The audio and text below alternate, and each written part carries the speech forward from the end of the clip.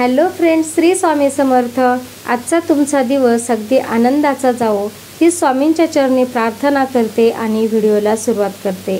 तर आजच्या व्हिडिओमध्ये आपण पाहणार आहोत की मी महाशिवरात्री जवळ येत आहे आणि महाशिवरात्रीच्या दिवशी आपल्याला घरच्या घरी पूजा करताना वास्तुशास्त्रानुसार काय काळजी करायची आहे, काय खास काळजी घ्यायची आहे, तर हे आज आपण पाहणार आहोत। तर महाशिवरात्री अवघ्या काही दिवसांवर येऊन ठेपली आहे। महाशिवरात्रीला भगवान शिवांची पूजा कशी करावी, वास्तुनुसार कशी काळजी घ्यावी, हे आज आपण जाणून घेणार आहोत। तर सर्वात प्रथम म्हणजे महाशिवरात्रीच्या दिवशी भगवान शंकराची पूजा केली जाते। माघ महिन्यातील शिवरात्री ही विशेष फलदायी ठरते।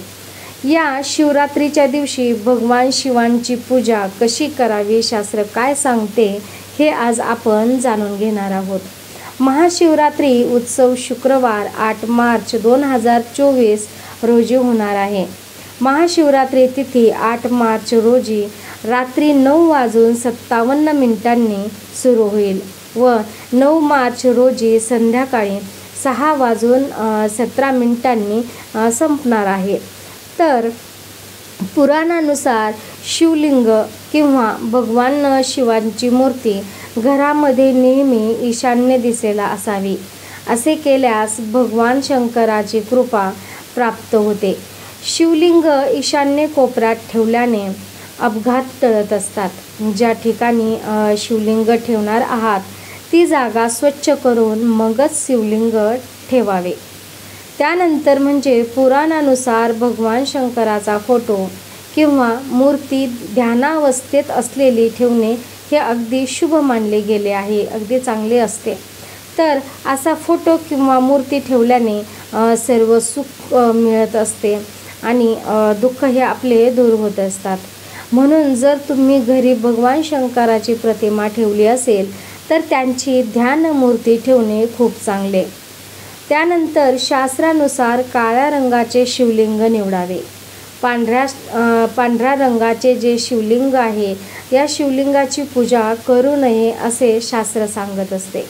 पांढऱ्या रंगाचे शिवलिंग हे संन्यासाचे प्रतीक मानले जाते, म्हणून घरातील काळे शिवलिंग खूप फायदेशीर असते।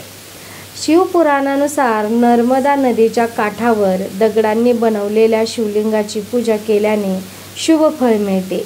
देवघरात एकापेक्षा जास्त शिवलिंग ठेवू नका। ज्या भांड्यात शिवलिंग ठेवले जाते ते भांडे सोने, चांदी किंवा तांब्याचे असणे हे चांगले असते। तर अशा पद्धतीने आपल्याला काही काळजी घ्यायची आहे। तर दुसरे म्हणजे की आपल्याला काही प्रश्न पडत असतात। ते प्रश्न म्हणजे की महाशिवरात्री सहसा कधी साजरी केली जाते, तर त्याचं उत्तर असं आहे की महाशिवरात्री सामान्यतः चंद्र महिन्याच्या 14व्या दिवशी साजरी केली जाते, जो अमावस्येच्या आदल्या दिवशी देखील असतो। दुसरा प्रश्न म्हणजे महाशिवरात्री व्रत पाळताना तुम्ही काय खाऊ पिऊ शकता। जर तुम्ही पूर्णपणे उपवास करत नसाल तर महाशिवरात्रीच्या उपवासात खालील पदार्थ आणि पेय पदार्थांना परवानगी आहे। ते म्हणजे फळे, भाज्या, वाफवलेला टॅपिओका, साबुदाणा, खिचडी, काळा किंवा हर्बल चहा, कॉफी, दूध आणि दही किंवा ताक। तर यापैकी तुम्ही आहार घेऊ शकता। त्यानंतर महाशिवरात्री आणि शिवरात्री यात काय फरक आहे, तर शिवरात्री ही हिंदू कॅलेंडरवर प्रत्येक महिन्याच्या 14व्या दिवशी येते शिवरात्री, आणि दरवर्षी 12 शिवरात्री येतात। तर अशा महाशिवरात्री ही शिवरात्रींपैकी सर्वात महत्त्वाची मानली जाते, जी फेब्रुवारी ते मार्च या दरम्यान वर्षातून एकदा येत असते।